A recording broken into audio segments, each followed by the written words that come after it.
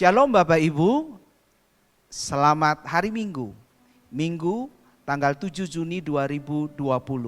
Mari kita siapkan hati kita kepada Tuhan dalam ibadah pada hari ini. Saudara, saya percaya bahwa hari-hari yang kita lalui itu hari-hari yang indah bersama dengan Tuhan. Sebab sampai hari ini Tuhan tidak pernah tinggalkan dan biarkan Bapak Ibu sekalian. Sampai hari ini Bapak Ibu tetap di dalam pemeliharaan Tuhan. Oleh karena itu di minggu pertama bulan Juni ini, mari kita naikkan syukur kita kepada Tuhan dengan hati yang sungguh berterima kasih. Karena pemeliharaan Tuhan itu sempurna dan ajaib kepada kita. Oleh karena itu Bapak Ibu sekalian, sekalipun Bapak Ibu dalam ibadah streaming ini, Bapak Ibu di rumah tetap percaya ada Tuhan bersama dengan Bapak Ibu. Ada Tuhan di depan Bapak Ibu. Ada Tuhan yang siap memberkati, memeluk dengan kasih-Nya kepada engkau, kepada kita semuanya. Sehingga kita sungguh merasakan kasih Tuhan yang tidak pernah habis dalam hidup kita. Puji Tuhan. Mari sama-sama kita membaca firman Tuhan. Mengawali ibadah kita pada hari ini, Minggu tanggal 7 Juni 2020 dalam Mazmur pasal 16 ayat yang ke-7 sampai ke-11. Demikian firman Tuhan. Aku memuji Tuhan yang telah memberi nasihat kepadaku. Ya, pada waktu malam hati nuraniku mengajari aku. Aku senantiasa memandang kepada Tuhan karena Ia berdiri di sebelah kananku, aku tidak goyah. Sebab itu hatiku bersukacita dan jiwaku bersorak-sorak. Bahkan tubuhku akan diam dengan tentram. Sebab Engkau tidak menyerahkan aku ke dunia orang mati dan tidak membiarkan orang kudus-Mu melihat kebinasaan. Engkau memberitahukan kepadaku jalan kehidupan. Di hadapan-Mu ada sukacita berlimpah-limpah. Di tangan kanan-Mu ada nikmat senantiasa. Mari kita berdoa. Kepada Tuhan segala puji, hormat dan syukur. Bagi Tuhan yang empunya segala sesuatunya. Dan kami kembalikan kepada Tuhan ucapan syukur, terima kasih. Karena Engkau pemelihara hidup kami. Engkau adalah penjaga kami. Engkau juga adalah penolong kami. Oleh karena itu ya Tuhan, hari ini setiap kami mengangkat pujian kepada Tuhan. Setiap kami menada tangan kami bersyukur dan berterima kasih untuk pemeliharaan Tuhan yang ajaib dan sempurna. Dan biarlah semua persembahan yang kami persembahkan kepada Tuhan, baik itu pujian, mazmur, itu keluar dari hati kami paling dalam karena kami mengasihi Engkau. Terima kasih ya Tuhan, ini hidup kami persembahkan kepada Tuhan. Oleh karena itu, ibadah hari ini kami tabiskan atas nama Bapa, Anak laki-laki dan Roh Kudus, dalam nama Tuhan Yesus Kristus. Amin. Amin. Mari Bapak Ibu, saat pada pagi hari ini kita datang menghampiri Dia dengan ucapan syukur kita yang terbaik bagi Dia. Karena benar-benar kita mengalami bagaimana pertolongan Tuhan yang senantiasa Ia sertai dalam kehidupan kita. Kami mau berikan pujian dan hormat kami bagi-Mu Tuhan. Bertahtalah atas setiap pujian dari kami umat-umat-Mu. Ku beri kemuliaan dan hormat. Ku angkat suara pujian, ku agungkan nama-Mu. Ku beri kemuliaan dan hormat. Ku angkat suara pujian, ku agungkan nama-Mu. Sebab Kau besar, perbuatan-Mu ajaib, tiada seperti Engkau.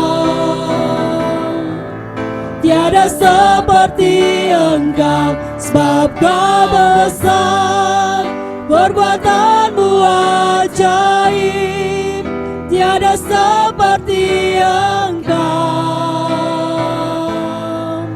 tiada seperti Engkau. Kita mau angkat pujian ini. Ku beri kemuliaan bagimu, ya Allah, dan hormat. Ku angkat suara pujian, ku agungkan namamu. Ku beri kemuliaan dan hormat. Ku angkat suara pujian, ku agungkan namamu. Sebab Kau besar, perbuatanmu ajaib, tiada seperti Engkau, tiada seperti Engkau. Sebab Kau besar, perbuatanmu ajaib, tiada seperti Engkau, tiada seperti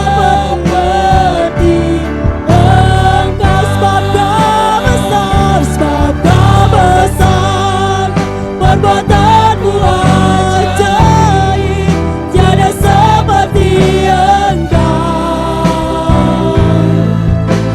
tiada seperti Engkau. Sebab Kau besar, perbuatanmu ajaib, tiada seperti Engkau, tiada seperti Engkau. Sebab Kau besar, perbuatanmu ajaib, tiada seperti Engkau, tiada seperti Engkau. Sebab Kau besar, perbuatanmu ajaib, tiada seperti Engkau, tiada seperti Engkau.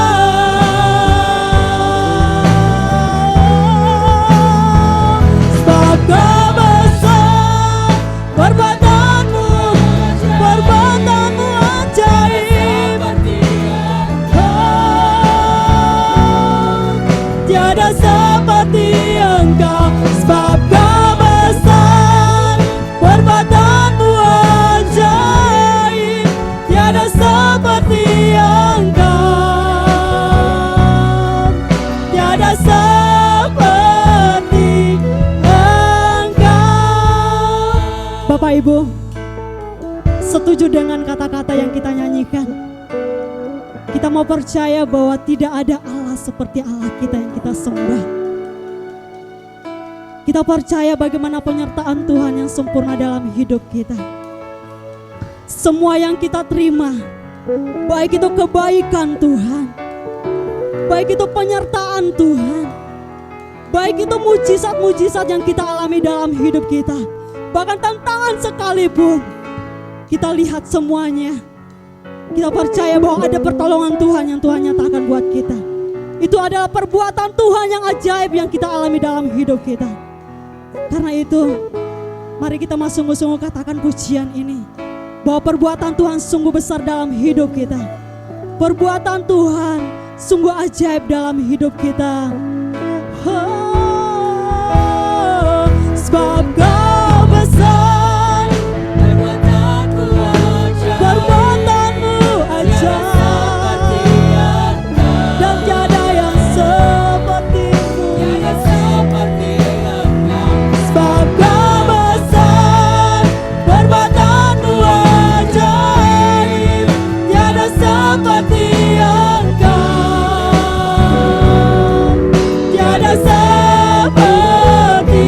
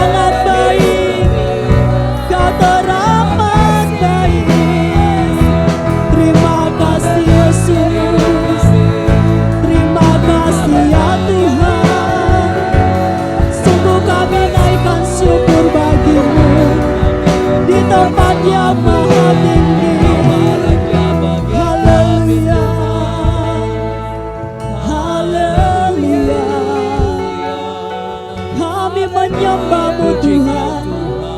Dengan kerendahan hati kami, sungguh kami menaikkan syukur di hadapan-Mu. Sebab besar perbuatan-Mu Tuhan. Engkau selalu nyata bagi kami Tuhan. Haleluya. Kami mau selalu bersyukur di hadapan Engkau Tuhan. Sebab Engkau baik, Engkau sangat baik. Dan kami mau setiap hari mengagungkan Engkau. Kami mau setiap hari menyembah Engkau Tuhan. Segala pujian, segala hormat, segala kemuliaan hanya bagi nama-Mu Tuhan Yesus. Kami mau siap memuji-Mu lebih lagi di dalam nama Tuhan Yesus. Haleluya. Amin. Puji nama Tuhan, bersorak bagi nama Tuhan. Mari Bapak Ibu, Tuhan kita adalah Allah yang besar. Karena itu kita mau memuji Dia. Kita mau serukan namanya. Sebab Dia layak untuk kita agungkan. Haleluya. Engkau besar Tuhan.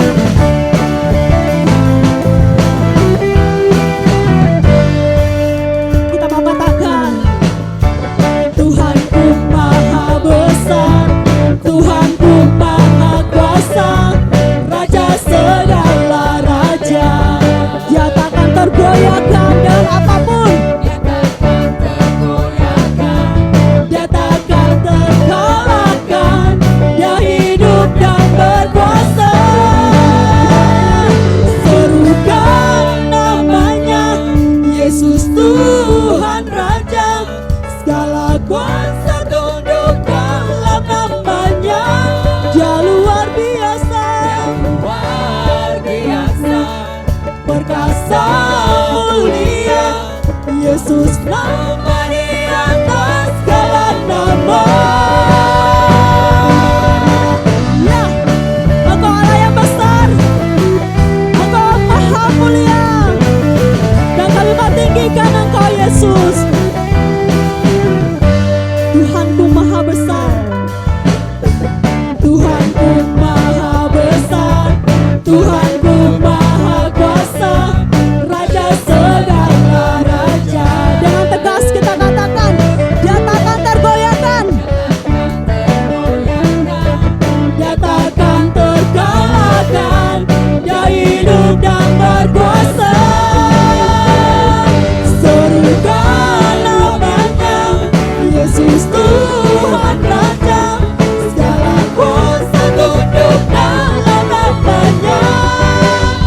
Dia luar biasa, perkasa mulia. Yesus nama di atas segala nama. Kami serukan namanya, Yesus Tuhan Raja. Segala kuasa tunduk dalam namanya. Dia luar biasa, perkasa mulia. Yesus nama di atas segala nama. Yesus nama, Yesus nama di atas segala nama. Yesus nama di atas segala nama.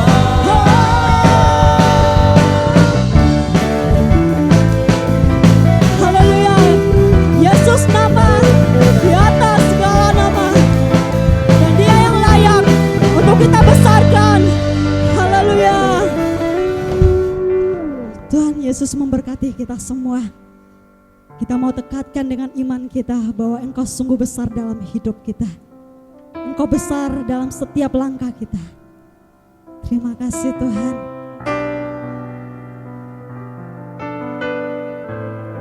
Saat ini kami mau katakan di hadapan Engkau, ketika kami menghadapi apapun dan kami bisa melewati dengan kekuatan yang daripada Engkau, karena firman-Mu yang selalu dan senantiasa menyertai kami Tuhan.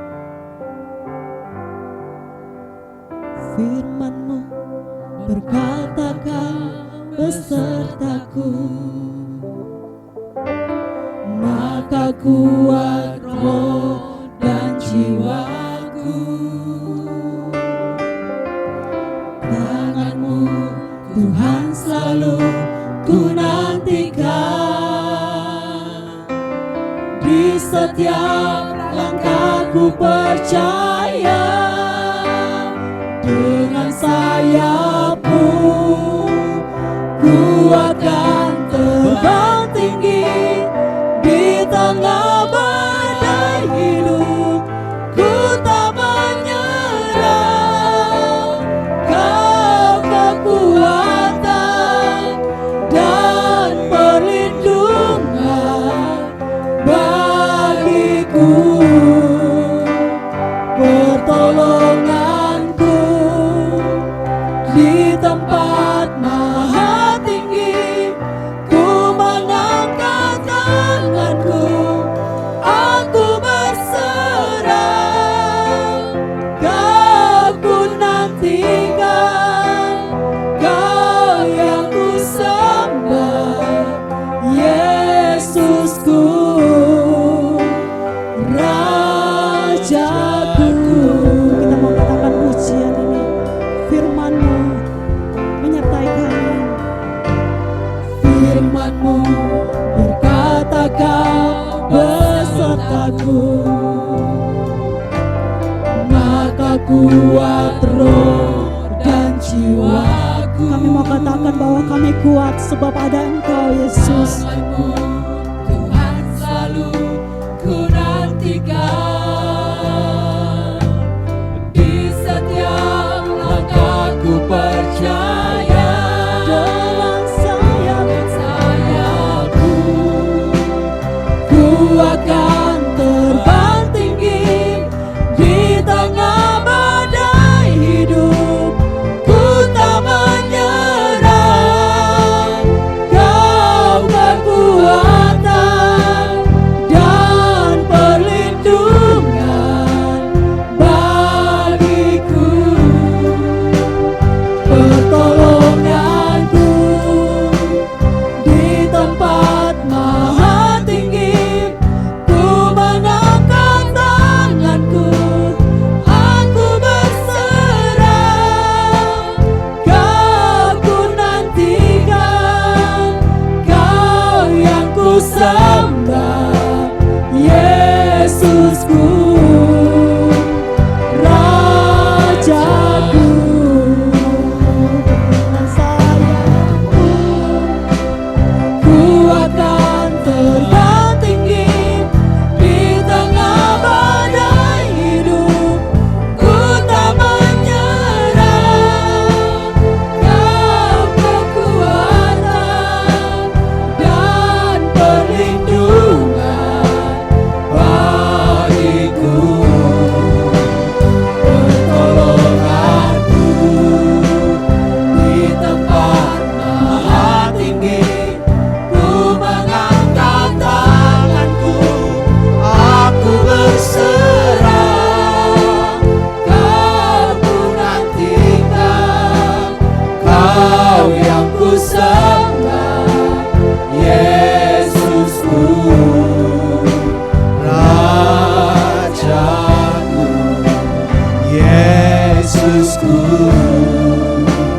Rajaku,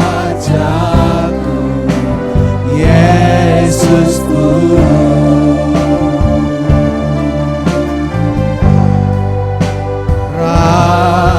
Rajaku. Ini pengakuan kami di hadapan-Mu. Engkau Yesus adalah Tuhan dan Raja kami. Engkau Yesus adalah Allah dalam hidup kami. Engkau yang menguasai seluruh hidup kami. Engkaulah adalah Raja yang hidup dalam hidup kami. Sebab hidup kami sudah dibeli oleh Engkau. Dan Engkau membayarnya dengan lunas lewat darah-Mu. Sehingga hidup kami bukanlah kami lagi, melainkan Kristus yang hidup di dalam kami. Oleh karena itu dimanapun kami berada, kami adalah suratan yang terbuka bagi semua orang. Orang bisa melihat hidup kami, sungguh ada Yesus atau tidak. Sungguh hidup kami adalah berkualitas. Karena ketika ada Yesus dalam hidup kami, maka pasti kami menjadi pribadi-pribadi yang mulia, yang berkualitas. Bukan karena manusia menghormati dan menghargai kami, tetapi karena memang Kristus hidup di dalam hidup kami. Dan waktu Yesus hidup dalam hidup kami, maka yang kami kerjakan adalah hal-hal seperti yang Yesus kerjakan. Yang kami hidupi adalah hidup di dalam kerajaan-Mu. Oleh karena itu dunia sedang menantikan kami tampilnya anak-anak-Mu yang bercahaya. Tampilnya kami dalam hidup dalam kualitas Tuhan. Sebab itulah yang diharapkan ditunggu oleh semua dunia ini. Lewat hidup kami nama Tuhan dipermuliakan. Oleh karena itu ya Bapa di surga, kami berdoa, biar setiap kami sebentar mau mendengarkan firman-Mu, biar firman ini menjadi rema dalam hidup kami, dimanapun kami berada. Tuhan, kami mau firman-Mu ini yang menguasai hidup kami, sebab firman-Mu adalah suluh bagi jalan kami, penuntun hidup kami, dan membuat kami untuk kami mengerti akan kehendak Tuhan dalam hidup kami, sehingga kami menjadi serupa segambar dengan Engkau. Berbicaralah bagi kami dengan bahasa yang sederhana Tuhan. Berdirilah di ujung lidah hamba-Mu. Hamba-Mu hanya cuma sebagai alat untuk menyampaikan isi hati-Mu. Hanya Engkau Tuhan yang dimuliakan. Kami kembalikan semua hormat, kemuliaan hanya bagi nama-Mu. Di dalam nama Yesus Kristus Tuhan kami berdoa. Amin. Shalom Bapak Ibu. Sungguh satu sukacita kita bisa bersama-sama hari ini. Bisa bertemu kembali, berjumpa kembali walaupun melalui streaming yang ada. Saya percaya ada sesuatu hal yang baru yang akan Tuhan kerjakan kepada kita semuanya pada hari-hari ini. Izinkan pada hari ini saya berbagi kepada Bapak Ibu sekalian yaitu pertobatan di ujung tanduk. Saudara, maksud daripada apa yang saya sampaikan ini, sharing ini adalah bahwa kita butuh Tuhan dalam hidup kita. Makanya Kristuslah yang menguasai hidup kita. Dan pada waktu kita butuh Tuhan, maka Tuhan sedang membersihkan seluruh hidup kita. Yang tadinya kotor, yang tadinya enggak benar, dia mulai bersihkan. Dan pada waktu dia bersihkan itu Bapak Ibu sekalian, dia memberitahukan kita hal-hal yang tidak baik dan tidak benar. Dan pada waktu dia memberitahukan kepada kita hal yang tidak baik dan tidak benar, kita harus bertobat, kita harus kembali kepada jalan dan rencana Tuhan, rancangan Tuhan. Nah, oleh karena itu izinkan hari ini Tuhan beroperasi hidup kita sehingga kita menjadi serupa dan segambar dengan Dia. Mari sama-sama kita buka Lukas pasal 23 mulai ayat 39 sampai 43. Lukas pasal 23 ayat 39 sampai ke 43. Demikian firman Tuhan. Seorang dari penjahat yang digantung itu menghujat Dia. Katanya, bukankah engkau adalah Kristus? Selamatkanlah dirimu dan kami. Tetapi seorang menegur dia katanya, tidakkah engkau takut juga tidak kepada Allah? Sedang engkau menerima hukuman yang sama. Kita memang selayaknya dihukum. Sebab kita menerima balasan yang setimpal dengan perbuatan kita. Tetapi orang ini tidak berbuat sesuatu yang salah. Lalu ia berkata, Yesus, ingatlah akan aku apabila engkau datang sebagai Raja. Kata Yesus kepadanya, aku berkata kepadamu, sesungguhnya hari ini juga engkau akan bersama-sama dengan aku di dalam Firdaus.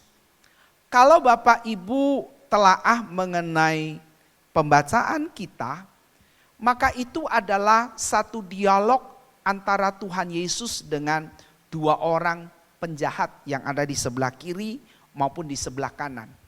Di dalam Injil, baik kitab Matius, Markus, Yohanes, itu tidak ada dialog percakapan antara Yesus dengan dua orang penjahat, hanya ada di Lukas. Dan kitab-kitab Matius, Markus, dan Yohanes hanya mencatat bahwa di samping Yesus mati di kayu salib, itu ada dua orang penjahat yang bersama-sama dengan dia. Hanya itu yang dicatat. Ya. Tetapi dialog itu ada di Lukas, kitab Lukas. Nah, apa yang kita baca itu adalah satu dialog antara Yesus dengan dua orang penjahat. Yaitu ada satu yang di sebelah kiri dan satu yang di sebelah kanan, saudara. Ya, kalau dibilang itu dialog, itu berarti ada kemungkinan begini. Tidak dijelaskan secara persis bagaimana posisinya. Tetapi kalau seandainya itu dialog, itu berarti begini. Antara salib Kristus di sini dengan posisi yang ada di sebelah kiri maupun di sebelah kanan bisa jadi sejajar. Atau bisa jadi yang posisi sebelah kanan agak maju, di sebelah kiri juga agak maju. Sehingga mereka bisa berdialog. Tidak mungkin dua orang penjahat itu ada di belakang. Karena kalau di belakang tidak mungkin mereka dialog. Minimal mereka sejajar bersama-sama, saudara. Nah, saudara kekasih dalam Tuhan, apa dialognya? Dialognya adalah begini. Pada waktu itu ada seorang yang sebelah kiri ngomong begini dalam ayat 39. Dia bilang, Kristus, maukah kalau engkau juga, bukankah engkau adalah Kristus? Dan kemudian dia bilang begini, selamatkanlah dirimu dan kami. Bahasa sehari-hari saya, kata-kata saya kira-kira begini. Engkau Tuhan. Ketika posisi di sebelah kiri ini, orang sebelah kiri ini ngomong, engkau kan Tuhan, selamatkan dong dirimu sama supaya kami juga selamat. Itu bahasa sehari-hari saya. Kenapa dia bisa ngomong begitu?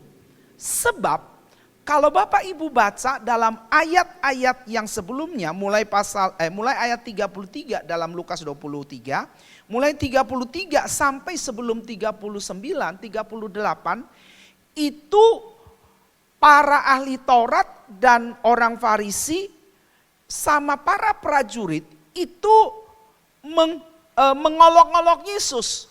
Kenapa? Satu adalah ahli Taurat dan orang Farisi ini karena sudah sakit hati, terluka sama Yesus. Sebab setiap kali Yesus melakukan sesuatu selalu bisa di-counter, selalu bisa dijawab. Dan kemudian mereka nggak bisa buat apa-apa. Mereka malu sama bangsa Israel, orang-orang yang mengikuti Yesus. Bahkan Yesus menegur mereka di depan orang-orang itu. Dia bilang, hati-hati dengan raginya orang Farisi. Hati-hati dengan ahli Taurat. Bahkan Yesus berani berkata keturunan ular beludak. Kenapa saudara? Karena Yesus dengan keras menegur, kamu ngajari orang tapi kamu sendiri tidak pernah hidup dengan apa yang kamu sampaikan. Kamu cari untung diri sendiri, kamu cari kepentingan diri kamu sendiri. Di depan manusia kamu dianggap selalu baik, suci, kudus. Tapi sebenarnya di dalam hatimu penuh dengan hal-hal yang tidak baik, yang buruk, kenajisan, bahkan hal-hal yang mengerikan. Makanya mereka sakit hati. Dan pada waktu Yesus mati di kayu salib, inilah kesempatan bagi mereka supaya apa? Supaya mereka bisa menunjukkan bahwa kalau betul kamu Tuhan, selamatkan dirimu, turun dari salib. Sebab apa? Pada waktu kamu turun dari salib, itu berarti kamu Tuhan dan saya akan ikuti kamu. Saya akan mau jadi murid kamu. Saya akan ngakui kamu adalah Mesias yang selama ini kami tunggu. Sebab apa? Sebab pada waktu itu mereka sedang menantikan seorang penyelamat hidup mereka. Mesias yang mereka nantikan. Dan kalau Yesus bisa turun dari salib, mereka akan percaya.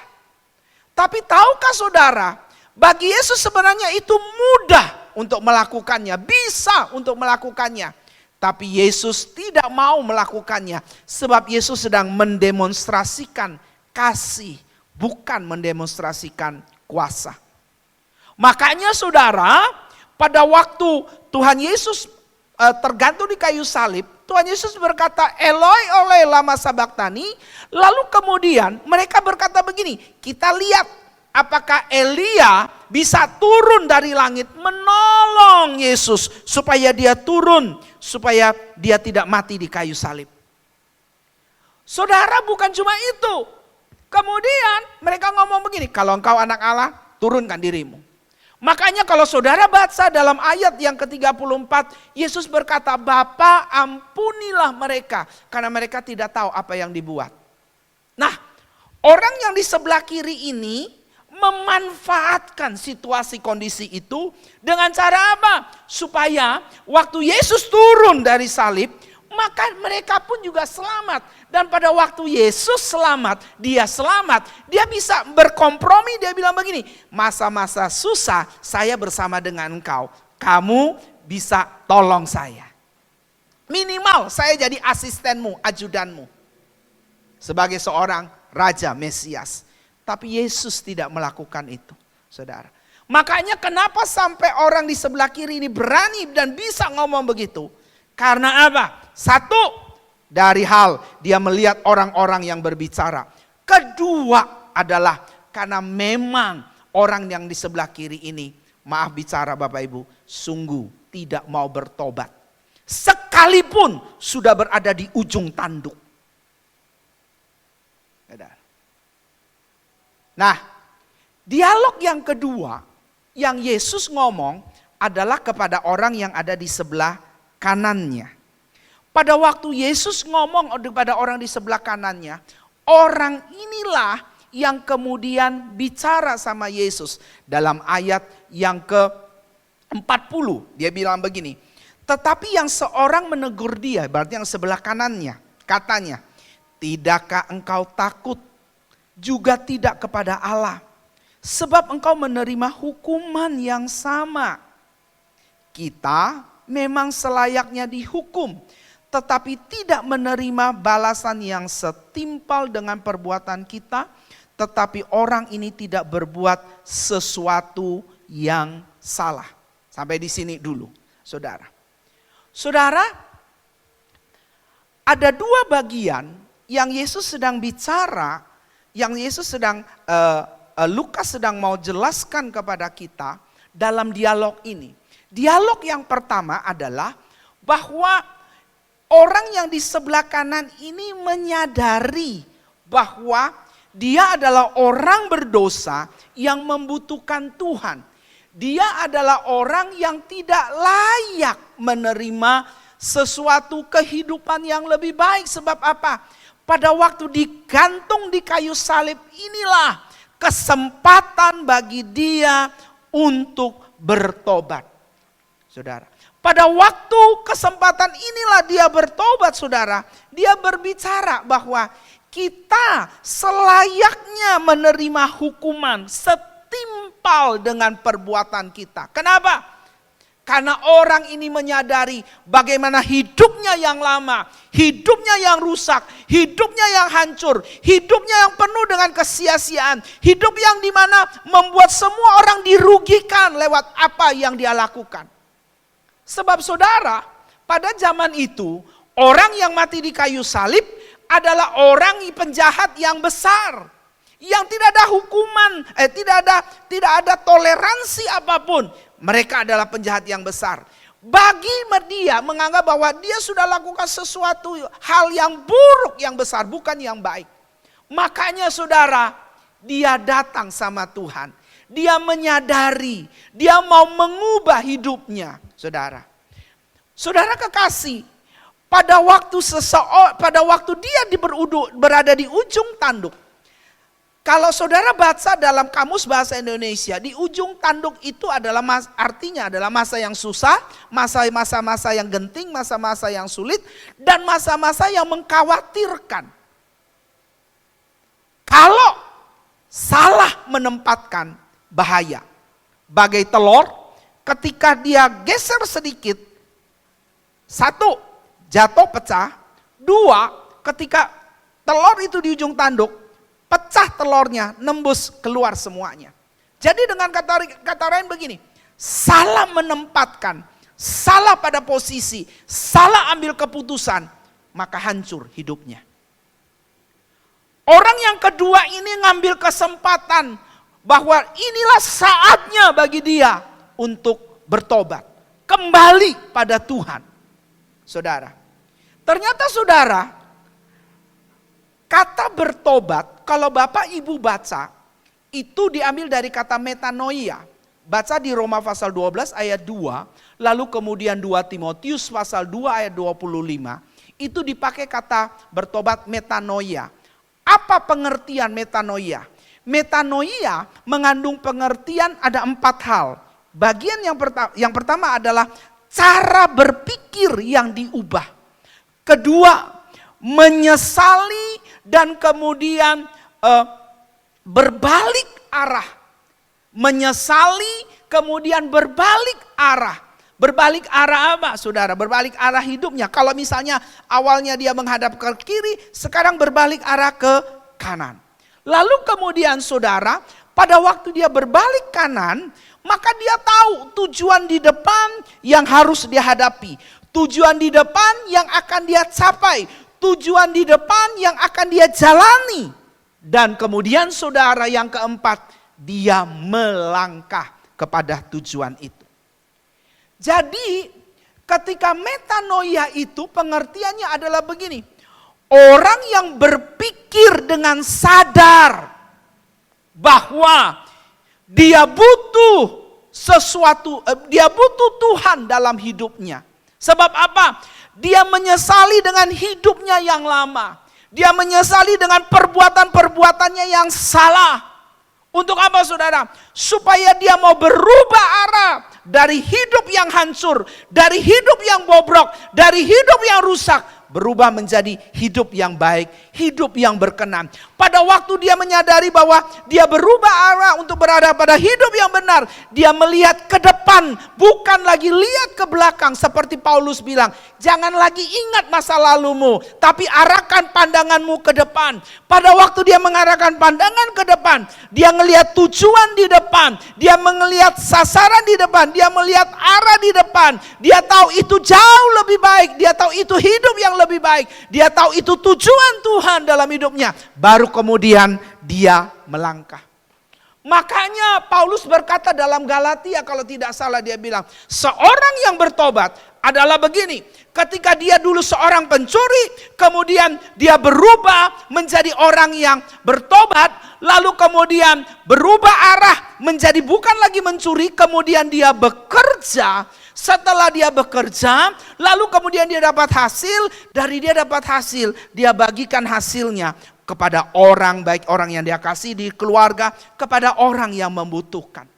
Jadi dari seorang yang dulunya ngambil, sekarang berhenti ngambil, lalu kemudian hidup benar, bekerja, lalu kemudian menghasilkan dari pekerjaan itu dan kemudian memberi. Itulah pertobatan.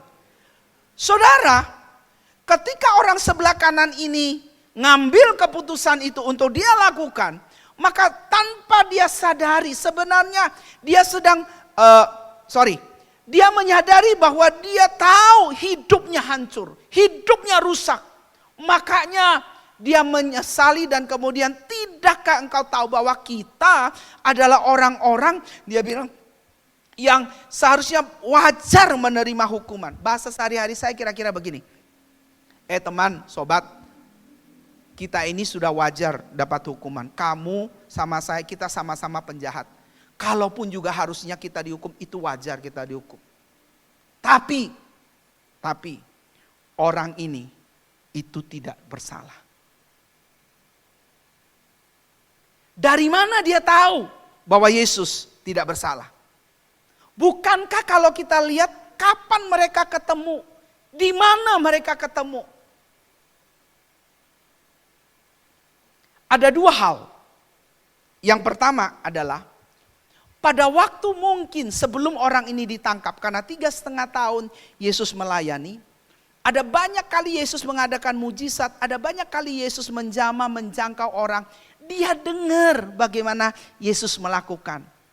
Hati Yesus untuk orang miskin. Hati Yesus berbelas kasihan kepada orang yang membutuhkan. Gitu. Dan kemudian saudara, pada waktu dia mendengar itu, saudara, salah satu yang kita bisa tahu adalah dia bilang begini, ayat yang ke-42, dia bilang begini, Yesus, ingatlah akan aku apabila engkau datang sebagai raja. Orang Yahudi itu punya keyakinan begini, Mesias akan datang, Mesias akan menyelamatkan manusia, Mesias akan menolong khususnya bangsa Israel Yahudi yang merupakan bangsa pilihan Tuhan. Dan mereka akan dibangkitkan pada waktu kematian. Dari mana saudara? Kalau saudara baca dalam Yohanes pasal yang ke-10, ketika Tuhan bicara sama Marta, waktu itu Lazarus mati, kemudian Marta bilang begini, Tuhan, sekiranya Tuhan ada, maka saudaraku tidak akan mati. Lalu Yesus berkata begini, percayalah kepada aku bahwa akulah kebangkitan. Lazarus tidak mati, Lazarus tidur. Lalu Marta bilang begini, benar Tuhan, nanti dia akan bangkit pada waktu akhir zaman. Itu berarti keyakinan orang Yahudi yakin bahwa mereka akan dibangkitkan. Sama seperti orang ini, saudara. Mungkin bisa jadi. Pada waktu Lazarus dibangkitkan, orang ini mungkin ada tahu, ada dengar. Dan dia mendengar Lazarus itu bangkit. Makanya ketika seseorang bangsa Yahudi bisa percaya, bisa meyakini Yesus adalah nabi, Yesus adalah guru. Karena apa? Pengajarannya itu mantap. Top banget saudara, menyentuh sampai ke dalam hati. Kedua, ketika dia ngajar, setelah ngajar dia sembuhkan orang, dia jamah orang, dia jawab kebutuhan orang. Bahkan yang ketiga, orang tuli, orang buta bisa melihat, bahkan yang mati bisa bangkit. Bukankah ini bukan dikerjakan oleh orang yang biasa? Makanya ketika dia dengar, mungkin bisa jadi pada waktu di dalam penjara saudara. Saya kira-kira begini. Pada waktu di penjara, itu kan pasti ada, dia juga ada di situ. Orang-orang prajurit Romawi pada ngomong, itu ada satu tahanan itu betul-betul deh. Ditanyain apapun diam, enggak mau ngomong apa semuanya. Bahkan ditanyain sama Pontius, kita punya bos, itu dia enggak ada ngomong, dia bilang, "Kamu kah raja?" Lalu dia enggak ngomong, dia cuma bilang, "Yang berkata kamu, bukan saya." Gitu loh. Ya. Lalu kemudian di salib itu ditulis, "Indri, inilah raja orang Yahudi." Makanya saudara, waktu dia dengar, bahkan orang-orang dari dialog dari para prajurit, ini angan-angan saya, ini kira-kira bayangan saya. Waktu prajurit itu ngomong sampai ditanyain diam, padahal itu orang menurut mereka tuh sudah benar-benar ditanyain apapun tidak mau ngomong, diam. Dan Pilatus sendiri ngakui tidak ada kesalahan apapun. Dari cerita-cerita itu orang ini bisa simpulkan bahwa orang ini tidak bersalah. Saudara, itu yang pertama. Kesadaran daripada orang di sebelah kanan ini menyadari bahwa dia manusia berdosa, dia dihukum, dia layak pantas dihukum. Dan ketika dia tahu dia berada di ujung tanduk, inilah kesempatan bagi dia untuk ngambil sikap yang benar, yaitu bertobat. Yang kedua, saudara, ketika dia sudah tahu begitu, hal kedua yang dia lakukan adalah ayat berikutnya. Dia bilang begini, ayat 42. Lalu ia berkata, "Yesus, ingatlah akan aku apabila engkau datang sebagai raja." Satu pengakuan daripada orang ini bahwa Yesus adalah raja dan Tuhan. Pada satu saat Yesus coba bertanya sama murid-muridnya, "Menurut kamu saya ini siapa?" Ada yang bilang Elia, ada yang bilang Musa, ada yang bilang Yeremia. Tapi Yesus bertanya sekali lagi, menurut kamu aku ini siapa? Petrus bilang, engkau adalah Mesias, anak Allah yang hidup. Lalu Tuhan Yesus bilang, bukan engkau Petrus yang berkata, tapi roh di dalam Allah lah yang mengatakannya. Ada satu pengakuan daripada Petrus, murid-muridnya, engkau adalah Allah. Satu pengakuan adalah satu keabsahan bagi seseorang. Dan satu pengakuan itu adalah satu pengakuan begitu orang yang mengakui, dia meyakini apa yang dia ucapkan itulah keadaan dan kenyataan yang ada. Kalau penjahat ini mengakui Yesus adalah Tuhan dan Raja, maka dia mengakui dalam hidupnya bahwa Tuhanlah yang berdaulat atas hidup ini, bahkan hidupnya. Makanya dia bilang, Tuhan, ingatlah akan aku. Kita sebagai orang yang percaya,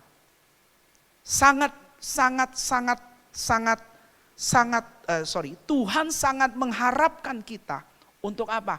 Kita mengakui. Makanya dalam doa kita, dalam persekutuan kita sama Tuhan, pengakuan kita, engkau adalah Raja, engkau adalah Tuhan.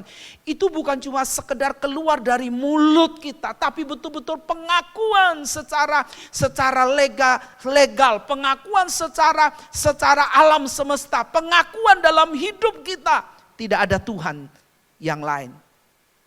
Hanya Yesus Kristus Tuhan yang adalah Raja. Ini yang Tuhan harapkan dari mulut kita. Makanya Alkitab berkata, dengan mulut orang diselamatkan. Saudara. Kemudian, saudara, hal yang ketiga yang terakhir dalam dialog itu adalah Yesus ngomong. Apa yang Yesus ngomong? Kemudian Yesus ngomong begini. Ayat 43, kata Yesus kepadanya, aku berkata kepadamu, sesungguhnya hari ini juga engkau akan ada bersama-sama dengan aku di dalam Firdaus. Kata Firdaus diambil dari kata paradiso.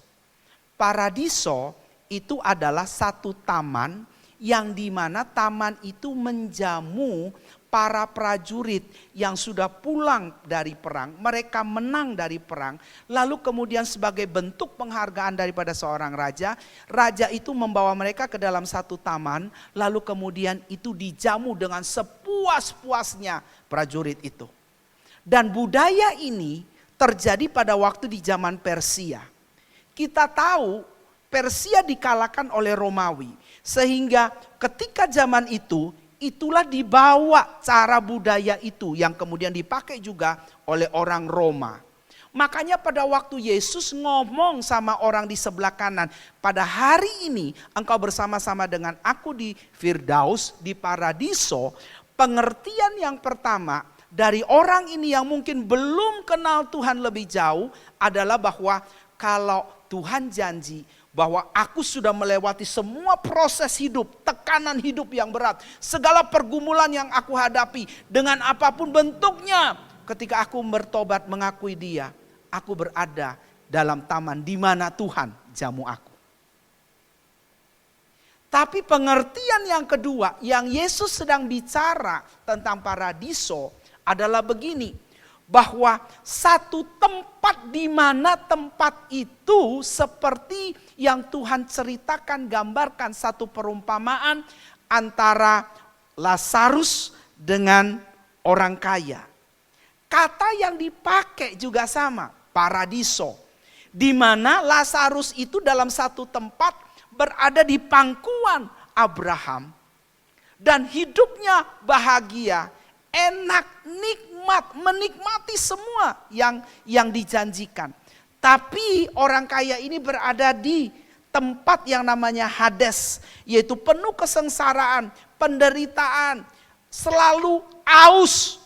Air setitik aja sangat berarti. Satu jari aja dikasih air di mulut daripada orang kaya itu sangat berarti. Itu tempat yang paling mengerikan. Makanya ketika Tuhan bicara hari ini kamu bersama dengan aku di paradiso, artinya begini. Bahwa kamu berada sama aku bukan cuma sekedar kebiasaan dari orang Romawi. Bahwa kamu dijamu sebagai manusia. Tetapi aku Tuhan akan jamu kamu, janji. Bahwa kamu berada dalam satu tempat, berada di pangkuan Abraham. Yang dimana bapak leluhurmu yang kamu percaya itu. Inilah dialog Tuhan kepada dua orang ini. Nah, saudara, saya ingin mau mempercepat dengan pastinya adalah begini. Lalu apa kaitannya sama kita dengan dialog dari Tuhan ini sama kita Bapak Ibu sekalian? Dialog Tuhan dengan dua orang penjahat kiri dan kanan, lalu kemudian sama kita hubungannya apa? Hubungannya adalah begini, saudara. Ketika dalam hidup yang kita jalani ini Bapak Ibu sekalian, ada banyak hal yang terjadi, kadang-kadang kita itu berada di ujung tanduk. Dan pada waktu kita berada di ujung tanduk, saudara, inilah saat yang terbaik bagi kita untuk satu, cari Tuhan sungguh-sungguh. Dua, kalau kita sudah introspeksi diri, cari kemudian kita temukan bahwa kita mempunyai satu kesalahan, cepat ambil keputusan untuk apa? Bertobat, berbalik kepada Tuhan. Sebab apa? Sebab pertobatan itu bukan hanya cuma sekali waktu saudara terima Tuhan Yesus. Tetapi pada waktu sehari-hari saudara berada dalam hidup ini. Sekalipun saudara sudah ditebus lewat darah Yesus. Sudah diangkat dari lumpur dosa. Lalu kemudian kutuk dari sejak Adam dan Hawa itu dihapuskan dalam hidupmu. Tapi kemudian tetap masih ada dosa pribadi yang kita buat sehari-hari. Dan dosa pribadi itulah yang kemudian ketika kita sadar, mari kita datang dengan cara apa? Bertobat. Mari dengan sadar kita datang sama Tuhan untuk apa? Untuk kembali lagi pada jalan Tuhan. Mungkin bisa jadi jalan yang kau tempuh itu sudah jalan yang melenceng jauh. Balik lagi pada arah yang benar. Karena bertobat seperti yang tadi saya sampaikan metanoia adalah satu, yaitu kita menyadari pola pikir kita itu diubahkan. Cara berpikir kita diubahkan. Makanya Korintus berkata, kamu adalah ciptaan yang baru. Yang lama sudah berlalu. Sesungguhnya yang baru sudah datang. Pola pikir kita adalah pola pikir orang benar. Pola pikir kita adalah orang kerajaan Allah. Jangan saudara, kita udah ditebus dengan cara Kristus, tapi kita masih pakai cara pola pikir yang lama. Pola pikir dunia. Mari kita bertobat, mari kita kembali pada jalan Tuhan. Setelah kita menyadari bahwa pola pikir kita tidak benar, diperbaharui dari hari ke hari, dari sehari ke sehari. Baru kemudian kita menyadari sungguh tanpa Tuhan saya nggak bisa buat apa-apa. Tanpa Tuhan, saya butuh Tuhan dalam hidup saya. Saya butuh Tuhan dalam perjalanan hidup saya. Saya tahu nggak bisa kalau saya jalan sendiri. Waktu saudara menyesal lalu kemudian saudara menyadari itu, lalu kemudian balik arah. Kalau sudah tahu jalannya itu salah, jangan teruskan jalan itu. Balik lagi arahmu, kembali lagi. Kalau memang harus kembali jadi nol nggak apa-apa saudara. Tapi itu jalan yang Tuhan izinkan. Memang jalan yang Tuhan tuntun. Memang jalan yang membawa engkau kepada kehidupan. Pada waktu saudara berbalik arah dari cara hidup yang salah, kemudian pada cara hidup yang benar, percayalah di ujung sana ada akhir daripada seluruh perjalanan yang dalam saudara hadapi dalam musim kehidupan itu. Waktu saudara jalan sampai sana, saudara sampai kepada tujuan itu. Dan pada waktu saudara tahu tujuan itu, yang berikutnya adalah mari melangkah. Jangan cuma jalan di tempat, tapi melangkah maju, melangkah maju. Hari ini Tuhan ingatkan kepada kita semuanya. Mari kita berbalik kepada Tuhan. Apakah Tuhan masih menerima saya? Jawabannya iya. Sebab sampai hari ini pintu masih terbuka untuk saudara dan saya. Pintu tidak pernah ditutup apapun untuk saudara. Karena itu makanya Yesus berkata, marilah kepadaku semua yang letih lesu dan berbeban berat. Aku memberi kelegaan kepadamu. Saudara, mari bertobat. Yang pertama, Bagi saudara yang hari ini menyaksikan bahwa saudara menyadari bahwa hidup saya yang lama, bahkan hidup saya yang rusak, bahkan dulu saudara pernah mungkin mengecewakan Tuhan, lalu kemudian hari ini saudara ambil keputusan berbalik lagi, bertobat dari cara hidup yang lama. Saya ingin ngajak saudara, yuk bertobatlah dengan sungguh-sungguh, bertobatlah dengan pertobatan sejati. Jangan main-main sama Tuhan. Jangan maaf bicara, jangan menganggap bahwa Tuhan itu gampang dibohongi. Enggak saudara. Tapi bertobat dengan sungguh-sungguh supaya apa? Supaya hidupmu seperti yang dikatakan Tuhan ketika orang di sebelah kanan. Hari ini kamu bersama dengan aku di paradiso, di tamannya Tuhan. Tuhan udah mau datang. Waktu Tuhan tidak lama lagi. Kalau mungkin berkata Tuhan masih lama. Saudara berkata Tuhan masih lama. Bagaimana kalau seandainya besok Tuhan panggil engkau pulang ke rumah Bapa? Saudara berkata, oh masih panjang hidup saya. Sekarang umur manusia tidak bisa dijadikan jaminan, tua baru dipanggil Tuhan. Ada yang umur 40-30 udah dipanggil Tuhan. Apakah engkau siap ketika dipanggil Tuhan? Pulang ke rumah Bapa. Kalau engkau bertobat dengan sungguh-sungguh datang sama Tuhan, percayalah Tuhan akan ampuni dosamu. Saudara, jangan seperti orang di sebelah kiri penjahat ini, tapi di sebelah kanan. Menyesali, mengakui, lalu kemudian Tuhan berfirman, hari ini kamu bersama dengan aku. Yang kedua saudara, yang saya mau tekankan adalah begini. Kalau saudara baca dalam Yesaya pasal 30 ayat yang ke-15, itu ada kata dia bilang begini, dengan bertobat dan tinggal diam, maka kamu diselamatkan. Dengan tinggal tenang dan percaya, kamu ada kekuatan. Ada dua kata yang dipakai, bertobat, tinggal diam.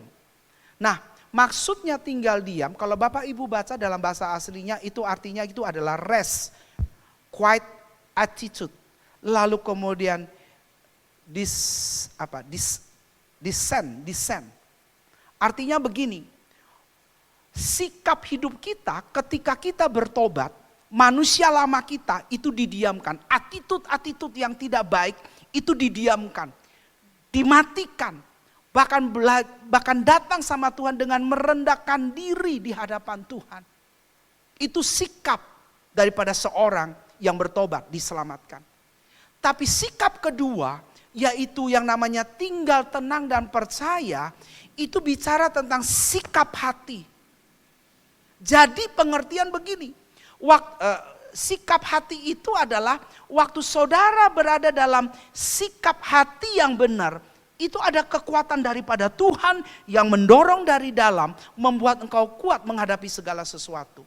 Jadi begini Bapak Ibu sekalian, waktu kita sedang bertobat, kita sedang datang sama Tuhan, maka sikap hati kita itu betul-betul di hadapan Tuhan, mengakui Dia, dan kemudian kita berharap pertolongan Tuhan, dan kita percaya ada kekuatan daripada Tuhan yang memampukan kita melewati semuanya itu. Lalu kemudian sikap tindakan kita, kalau kita tahu itu tidak benar, jangan dilakukan, matikan attitude-mu.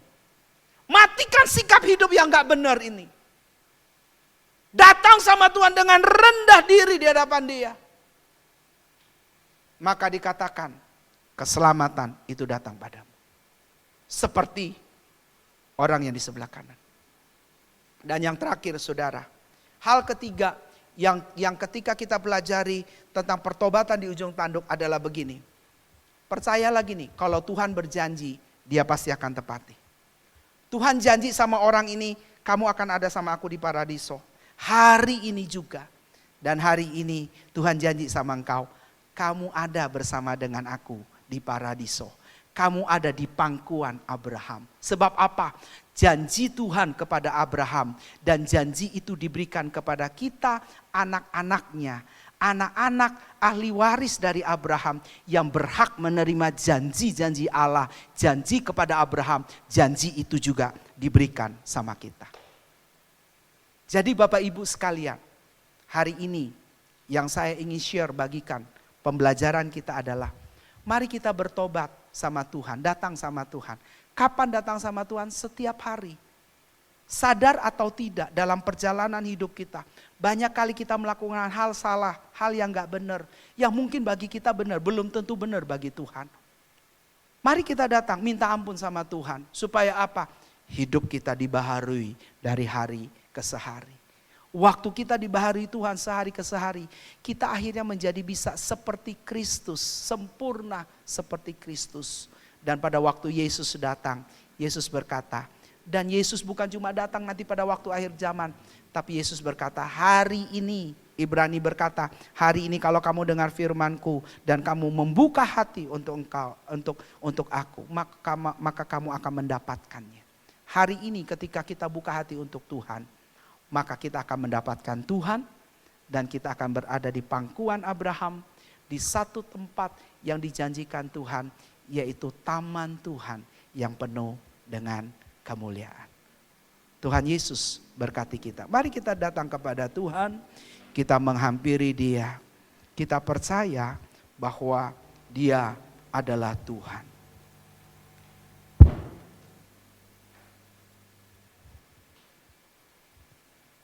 Hamba-Mu terbatas Tuhan dalam menyampaikan isi hati-Mu. Hamba percaya Engkau Tuhan, Engkau Raja. Engkau adalah penguasa langit dan bumi. Dia Tuhan, Dia Raja. Dia sudah mati dan bangkit. Oleh karena itu hari ini kami mengakui Engkau adalah Tuhan. Engkau adalah Raja. Tidak ada Tuhan dan Raja yang lain yang isi dalam hidup kami selain daripada Engkau. Oleh karena itu ya Tuhan, kami datang kepadamu. Kami datang padamu Tuhan. Dia Tuhan, Dia Tuhan, sudah bangkit dari maut, sebab Dia Tuhan. Setiap lutut bertelut, semua lidah mengaku bahwa Yesuslah Tuhan.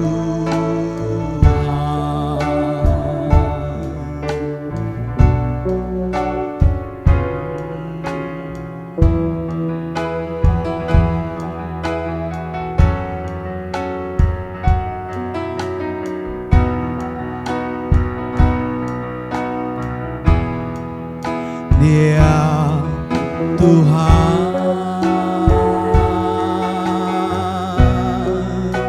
Dia Tuhan, sudah bangkit dari maut, sebab Dia Tuhan.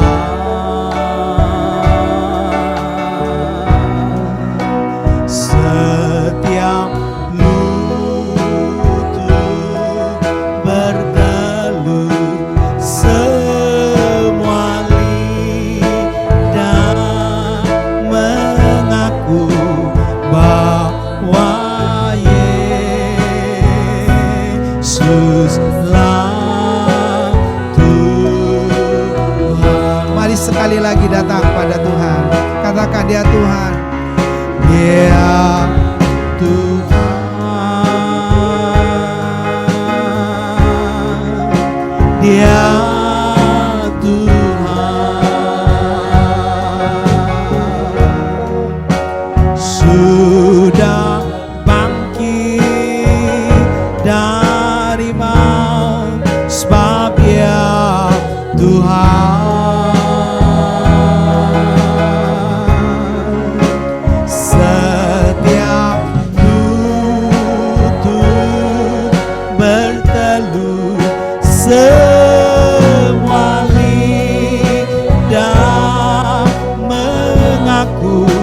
bahwa Yesuslah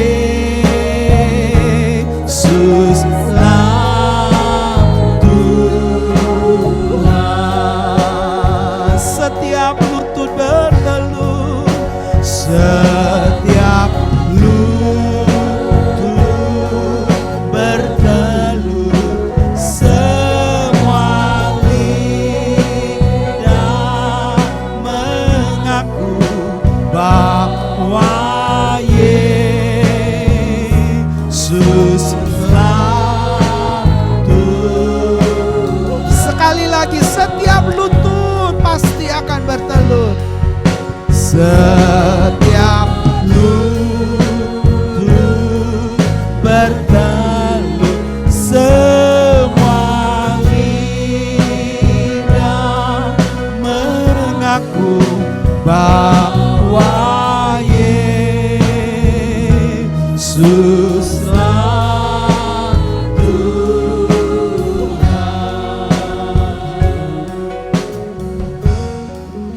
Bahwa Yesuslah Tuhan.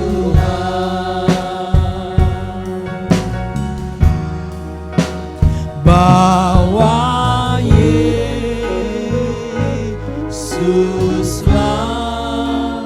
Tuhan. Kalau saudara berkata firman Tuhan itu untuk saya, bolehkah angkat tangan kananmu, taruh tangan kirimu di dada.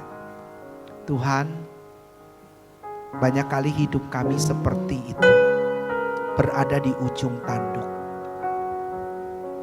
Kami gak sadar. Dan itu juga yang membuat kami kadang-kadang kami bisa salah langkah. Tapi hari ini Tuhan ingatkan kami. Kalau hidup kami berada di ujung tanduk, kami minta Roh Kudus-Mu bicara bagi kami. Ingatkan kami. Supaya kami gak salah jalan, gak salah langkah. Waktu Roh Kudus bicara sama kami, mengingatkan akan kesalahan kami yang kami buat. Hari ini kami berkata, ampuni kami Tuhan. Kami mau berbalik hidup kami dari cara berpikir yang tidak baik. Kadang-kadang cara pikir kami pikir itu benar, tapi cara pikir itu salah. Cara pikir manusia karena emosi, karena ketakutan, kecemasan yang membuat kami tanpa sadar berada di ujung tanduk itu. Hari ini kami minta ampun. Kami mau balik pada jalan yang benar, berbalik arah. Waktu kami balik arah Tuhan, kami tahu di depan ada tujuan yang mulia yang Tuhan sediakan. Ada tujuan di mana kalau kami jalan itu, kami sampai kepada tujuan Tuhan. Sempurna segambar dengan Tuhan. Dan beranikan kami untuk kami melangkah Tuhan. Kami sadar kadang-kadang ketika kami mau melangkah, karena keangkuhan hidup, keinginan mata, keinginan daging, itu lebih menguasai kami. Sehingga kami gak berani melangkah. Kami tahu kebenaran, kami tahu itu jalannya, tapi kami tidak berani karena kami apa? Keangkuhan hidup kami. Kami masih pikir hal-hal yang tidak-tidak. Keinginan daging kami masih menguasai kami. Lalu kemudian keinginan mata kami yang lebih dominan. Hari ini kami minta ampun. Tuhan, kami datang sama Engkau. Kalau ada di antara kami, setiap saudara kami juga yang hari ini mengangkat tangan berkata, Tuhan, ini aku sudah salah jalan, sudah terlalu jauh melangkah. Bahkan aku sudah tinggalkan Tuhan. Hari ini aku mau balik. Tuhan dengar mereka, jawab mereka. Tuhan, kami berdoa, hadirlah di depan mereka. Peluk mereka dengan kasih-Mu. Peluk mereka karena mereka butuh kasih-Mu Tuhan. Mungkin orang lain tidak tahu keadaan dia. Orang lain berpikir dia baik-baik saja. Segala sesuatu itu ada, segala sesuatu cukup.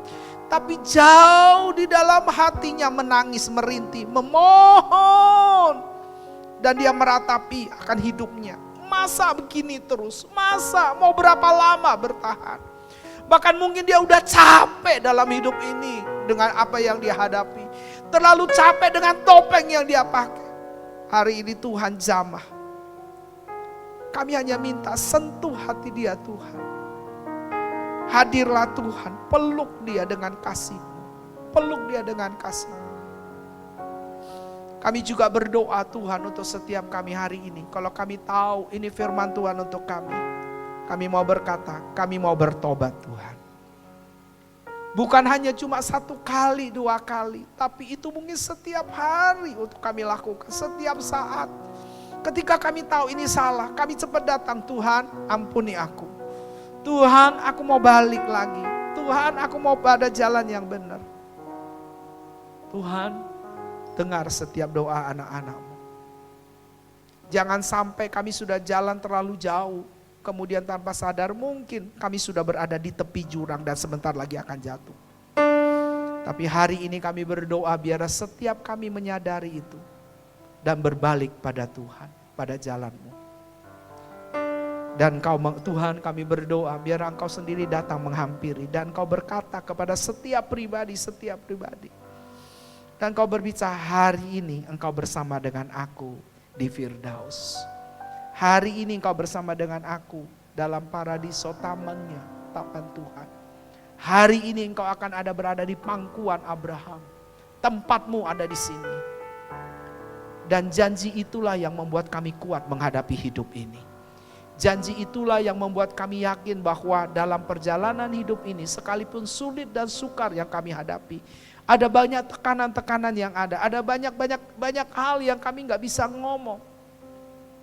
Tapi janji itu menguatkan kami untuk kami kembali lagi pada jalan Tuhan yang benar. Sebab waktu kami bertobat, tinggal diam, tinggal tenang dan percaya. Di situ ada kekuatan, di situ ada keselamatan daripada Tuhan. Oleh karena itu ya Tuhan, sebagaimana bangsa Israel menerima kekuatan daripada Tuhan, sikap hatinya sekalipun 70 tahun di Babel, mereka tetap percaya ada kelepasan 1 hari dari Tuhan. Ada kemerdekaan dari Tuhan, ada pertolongan daripada Tuhan. Itu juga yang kami mau. Dengan kami bertobat dan tinggal diam, ada keselamatan dari kami. Waktu kami tinggal tenang dan percaya, ada kekuatan daripada Tuhan bersama kami. Sehingga waktu kami jalan, kami tidak perlu takut. Terima kasih ya Tuhan. Makasih ya Tuhan untuk semua anugerah, kebaikan, kasih setia, rahmat-Mu bagi kami. Mari kita siapkan hati kita Bapak Ibu untuk kita makan tubuh dan darah Tuhan pada hari ini.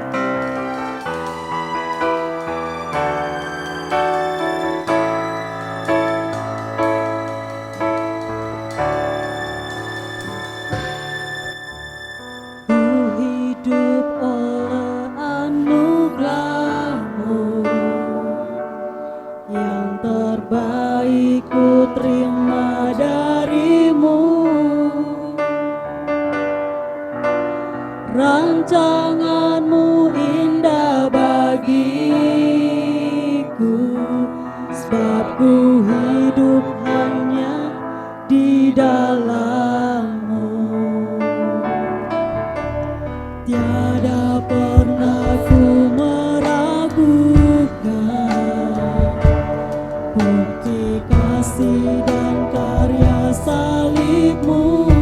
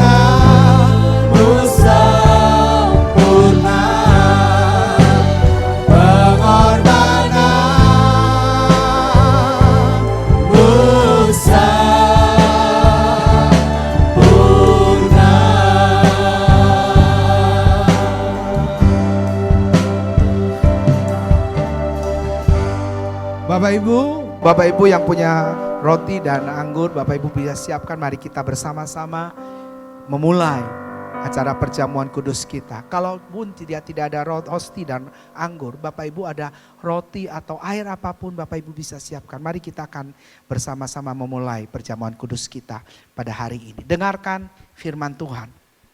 Barang siapa makan dagingku dan minum darahku, ia mempunyai hidup yang kekal. Dan aku akan membangkitkan dia pada akhir zaman. Sebab darahku adalah benar-benar makanan. Sebab dagingku adalah benar-benar makanan.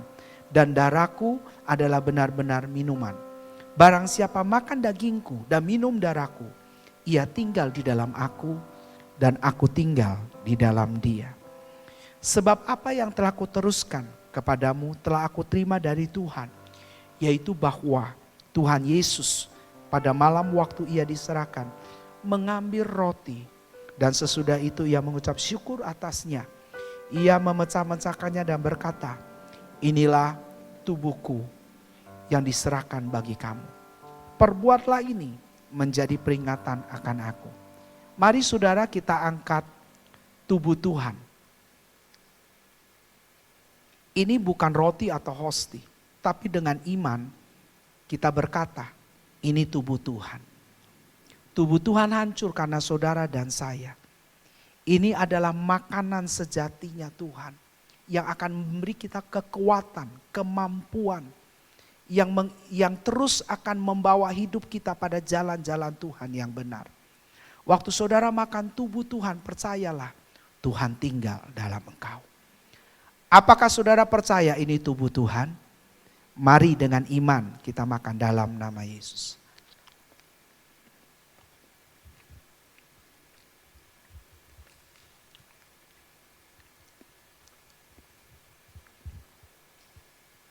Dengarkan firman Tuhan. Demikian juga ia mengambil cawan sesudah makan lalu berkata, cawan ini adalah perjanjian baru yang dimateraikan oleh darahku. Perbuatlah ini setiap kali kamu meminumnya menjadi peringatan akan aku. Mari kita angkat darah Yesus. Ini bukan cuma sekedar anggur atau minuman biasa. Tapi dengan iman, ini darah Yesus. Dalam darah ada keselamatan. Darah Yesus adalah darah menyelamatkan. Darah Yesus memulihkan. Darah Yesus menyembuhkan Bapak Ibu sekalian dari sakit penyakit apapun. Darah Kristus berkuasa mengubah hidup saudara. Waktu saudara minum darah Kristus, Kristus tinggal dalam engkau. Apakah saudara percaya ini darah Yesus? Mari kita minum dalam nama Tuhan Yesus.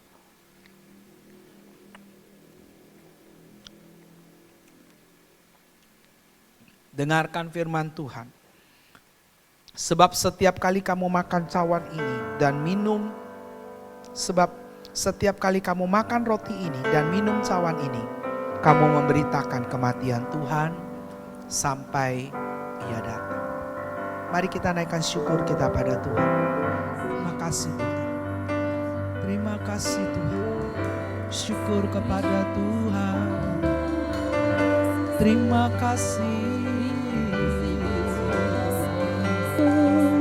Terima kasih Tuhan. Terima kasih. Terima kasih Tuhan. Oh.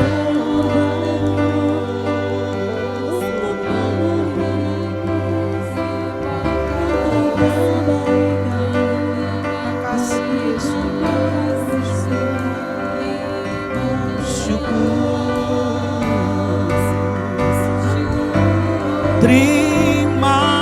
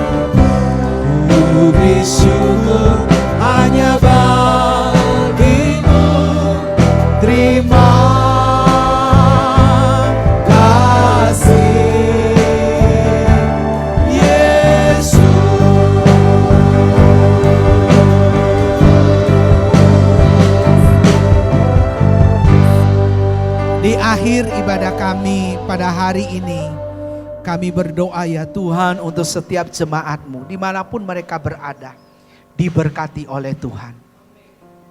Tuhan memberkati suami istri, anak-anak di dalam perlindungan Tuhan. Tuhan memberkati setiap pekerjaan, usaha daripada anak-anak-Mu. Apa saja dibuat mereka berhasil. Hari-hari ini ketika mereka berada di rumah, mereka juga mengalami kasih Tuhan. Mereka merasakan Tuhan hadir dan nyata dalam setiap rumah-rumah mereka. Di sana ada Tuhan menyatakan dirimu, dan di situ ada Tuhan yang menjamah setiap hidup mereka, mencukupkan segala kebutuhan keperluan mereka, bahkan mengadakan Tuhan yang tidak mungkin itu menjadi mungkin.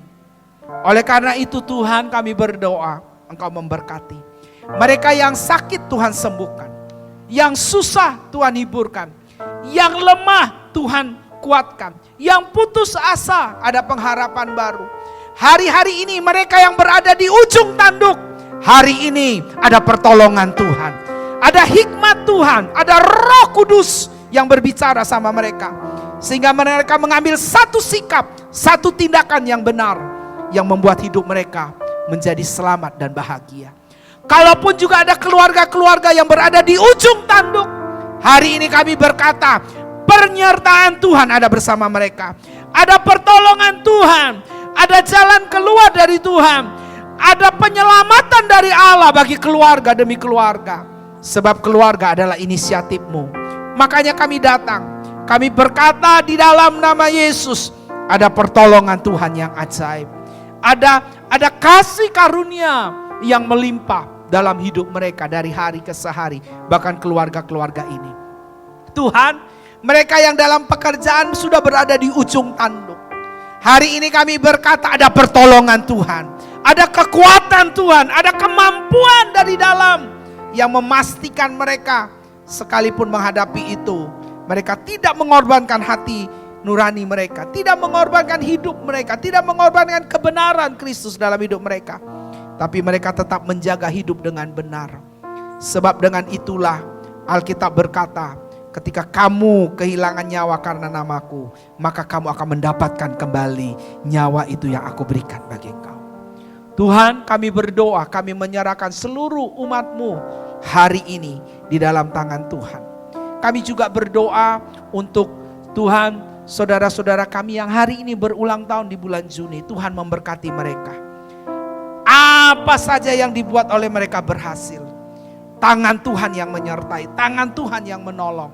Dengan usia yang Tuhan tambahkan, Tuhan, ada keajaiban Tuhan yang terjadi. Ada jawaban Tuhan yang terjadi. Ada pertolongan Tuhan yang terjadi dalam hidup mereka. Terima kasih Tuhan. Bagi Tuhan segala kemuliaan, hormat dan syukur. Kami juga berdoa untuk kota kami Balikpapan, Tuhan berkati. Dijauhkan dari setiap mara bahaya, Balikpapan kotanya menjadi bersih. Masyarakat Balikpapan sehat, Indonesia sehat, ekonomi menjadi bagus, baik. Ekonomi akan bermunculan, akan menjadi sehat kembali.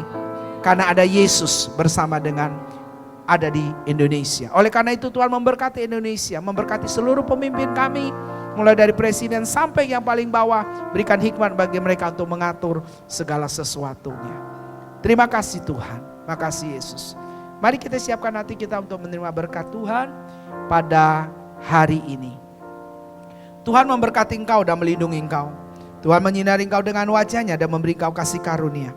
Tuhan menghadapkan wajahnya kepadamu dan memberi engkau damai sejahtera. Dengan berkat daripada Allah Bapa di surga, dalam cinta kasih daripada Tuhan Yesus Kristus, dan lewat persekutuan dengan kuasa Roh Kudus, menyertai saudara mulai hari ini, seterusnya, bahkan sampai selama-lamanya. Mari kita angkat pujian ini kepada Tuhan sebagai iman kita. Kiranya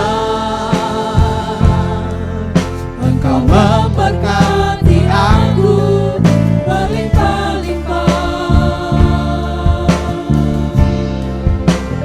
dan memperluas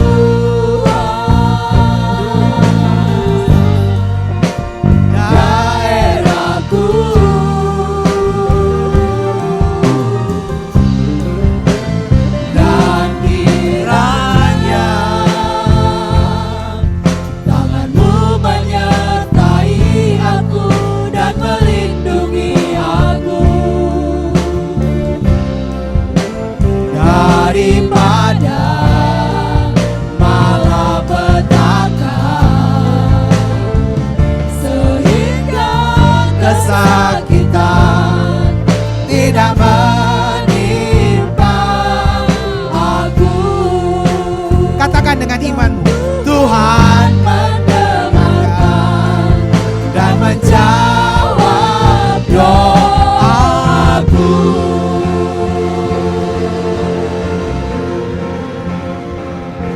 Selamat hari Minggu. Tuhan berkati saudara. Shalom saudara.